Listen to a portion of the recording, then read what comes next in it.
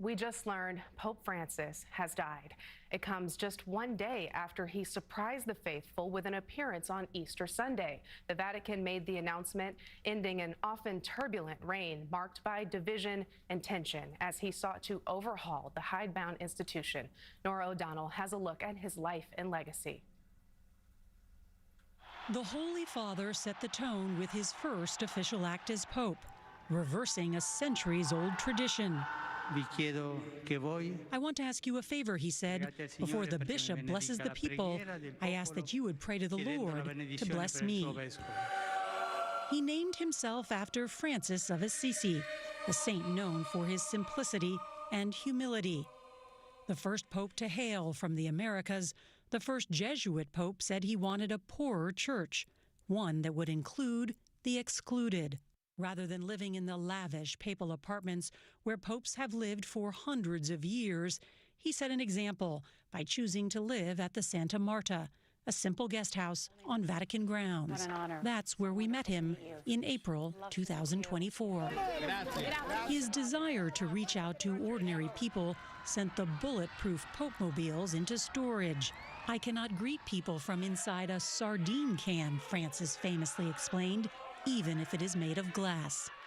He'd become one of the most popular public figures in the world, regularly speaking up for the voiceless and leading by example, whether dining with the homeless, washing prisoners' feet, or providing a home in Italy for migrants and refugees fleeing lands torn by war or economic instability.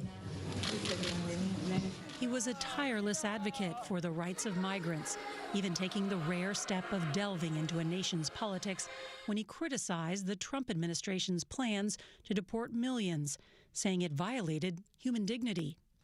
The Holy Father pushed for progress in combating climate change, projecting imagery of the crisis on the front of St. Peter's Basilica, and becoming the first pope to issue official Vatican documents on the topic.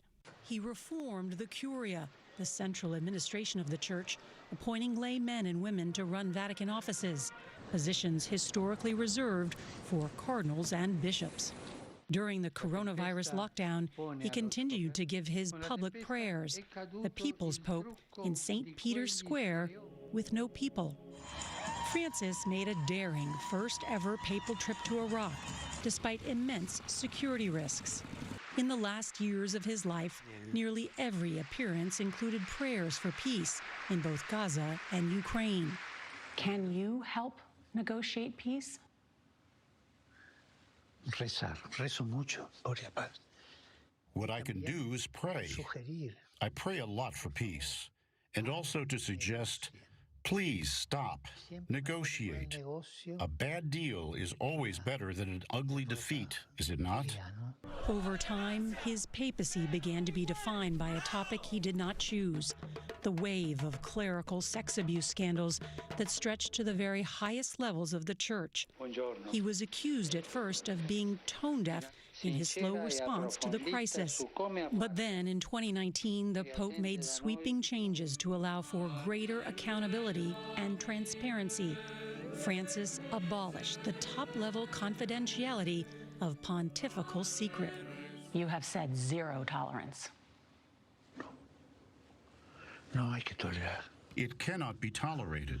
When there is a case of a religious man or woman who abuses, the full force of the law falls upon them. In this, there has been a great deal of progress. A few weeks after we interviewed Francis, it was reported that he used a homophobic slur in 2 private meetings. But in his more than a decade as Pope, he voiced support for bringing the LGBTQ community into the church. That push started aboard a papal flight just months into his tenure. Who am I to judge, he said. While he may have received widespread credit for changing the tune of the church, as one Vatican reporter puts it, the lyrics remain the same.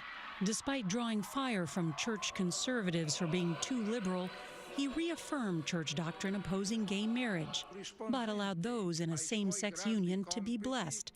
The Catholic rules for pretty much everything from birth control to ordaining women were unchanged. Hailing from South America, Pope Francis's simple style was a product of his humble beginnings. Jorge Mario Bergoglio was born in 1936 in Buenos Aires to an immigrant Italian railway worker and a housewife. As a young man, he lost part of a lung to an infection, worked at menial jobs, and studied chemistry.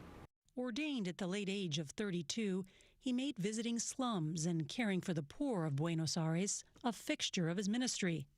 Francis claimed he only brought a small bag to the conclave that elected him because he expected to be going back home to Argentina. Instead, he became one of the oldest popes in history, having traveled to more than 60 countries and keeping a busy schedule until the final days of his life. But he wasn't immune to health issues, using a wheelchair since 2022 and spending weeks in the hospital in 2023. The toll of the papacy raising persistent questions of retirement after his predecessor, Pope Benedict XVI, resigned, the first pope to do so in almost 600 years. So you have no plans to resign or retire? I know you don't like this question. No, diga, sí. Not at all. Ask all you want. It has never occurred to me. When you look at the world, what gives you hope? Todo. Everything. Uno ve You see tragedias, tragedies, pero ve but you also see so many beautiful tantas things. cosas lindas. Uno ve madres heroicas, You see heroic mothers, hombres heroicos, heroic men, men who hombres have que hopes and tienen ilusión, dreams, mujeres que miran women who adelante. look to the future. Eso a mí me da That mucha gives me a lot esperanza. of hope. La gente quiere vivir.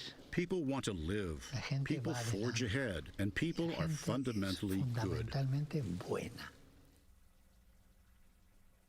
Again, Pope Francis, dead at 88 years old.